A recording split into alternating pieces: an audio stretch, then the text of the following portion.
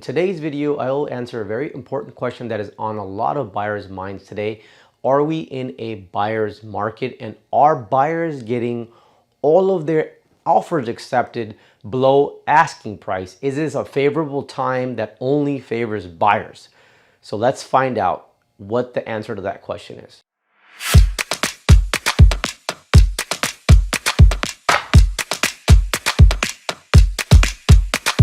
Before we talk about and answer that question, let's go on the board real quick to really look at what's happening in the market right now.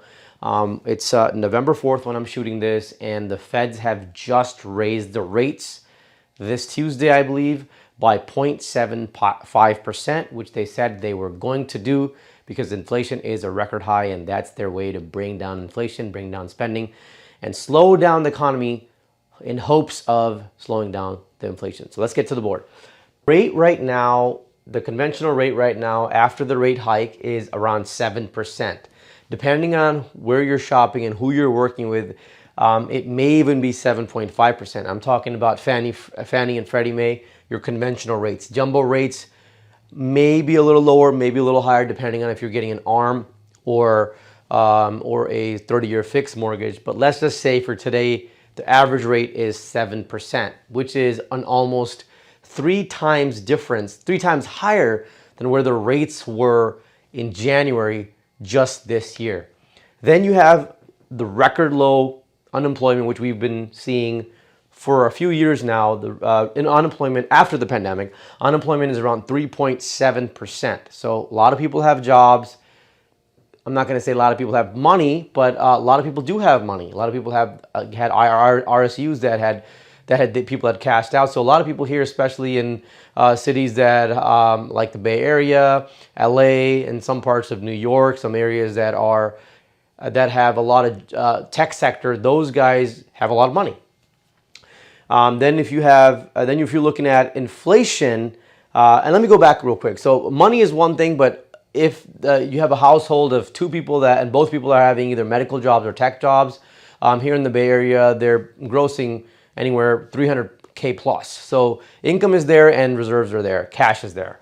Number 3, you have inflation, which is a record high, 8.2%. And this number may not really seems like kind of low, because when you go buy groceries, everything is like 20-30% higher. So inflation realistically may even be higher. People are continuing to spend money despite the fact everything's expensive. People are spending a lot of money. Then you have less demand. When I say demand, less buyer demand, particularly in the real estate industry. A lot of people that were looking for homes when the rates were lower have stopped their search, and so the overall buying demand is definitely lower right now. Then you have low inventory. A lot of sellers that want to sell, maybe they don't have to sell, but they were thinking about selling to upgrade or go or downgrade. Now they're thinking, well, I may not get the best value because the market sort of shifted and also the rates have gone up. So if I'm going to buy the next home, my interest rate may be very high, my payment's going to be very high, so I'm just going to sit tight and not sell. So you're seeing less inventory on the market. And then we have high rents. Right now, here in the city of Hayward, if you're looking to rent like a 2-bedroom, 2-bathroom, 1,000 square foot condo in a decent neighborhood, possibly gated community, you're looking at the rents around $3,000. Ouch. That's a really high, really high rents. And that's happening everywhere across the board, everywhere in the country. Rents have gone high. If you're getting real value out of this video, please hit that like button, hit that subscribe button, show me some love, because I make these high value content videos once a week for you to keep you abreast of the market. Thank you for watching. I love you all. Now to answer the question, are we in a full-on buyer's market? And the answer to that question is yes and no. It really depends on what area you're buying the house in, the type of property you're buying, and the condition the property is in. I know a lot of people are believing right now the doom and gloom mentality online, and they're watching videos or they're talking to people and they're thinking that everyone has just stopped, the market has just completely stopped and no one is buying homes or selling homes. That is absolutely not true. Yes, the market has slowed, the real estate market has slowed down, the housing market has slowed down. There's less inventory, less demand out there, but there are serious buyers and serious sellers out there. But I'm going to go back and shed some more light on the real question that we're answering is what kind of a market are we in right now? So we're kind of in a market of in between a selling and a buying market. In some areas, it might be more of a buyer's market. So I'm going to give you an example of a real relative example because real estate is local and it's boots on the ground. So I'm going to give you an example of something that happened this week, two different examples. And I'm talking about this after the rates had already gone up. So a client of mine wanted to put an offer on a home, a listing that was not fully on the high end market, but a little below, between medium to high end market. And this client had stopped searching for homes because they felt the market was not good. The rates were really high. The payment would be very high for them. This is going to be an upgrade for them. But then they found the home that they felt like this is the one. We went to go see the home. They loved the property. And there were not really, we tried to run the numbers on this property before making an offer, and there were not too many comparables available for this. The comparables that were available on this property were comparables from last year, and we didn't want to go off of those numbers because that's when the rates were high and all the properties were selling like 200 to 300K higher than asking price. So we found a comparable that was very relative and very close proximity to our subject property and had just sold like a month prior. Mind you, it was a house that was a little bit smaller than this house that we were looking to buy in. The floor plan was not as nice, but the comparable was relative because we had no other comparables. So what we did is we had a discussion about this. We looked at the rate and we looked at what the guy's payment's going to be. The rate's like sitting at 7%.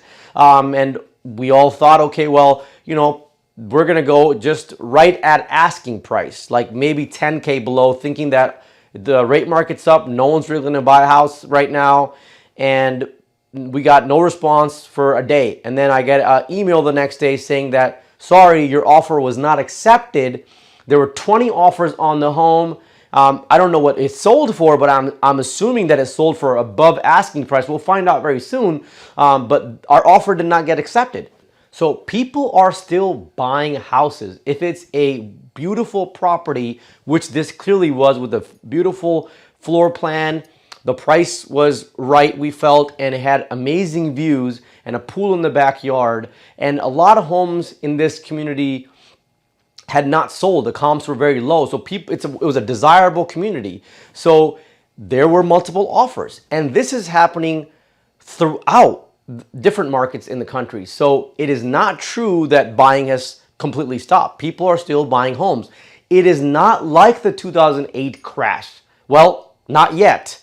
People are buying houses. And then I want to give you a second example that sheds light that in some cases it may be a buyer's market. So I have another property, another client that wanted to buy a condo that was a little outside of this area, outside of the East Bay area, 30, 40 miles out. And it was a condo, beautiful condo, but it was sitting on the market for 30 days.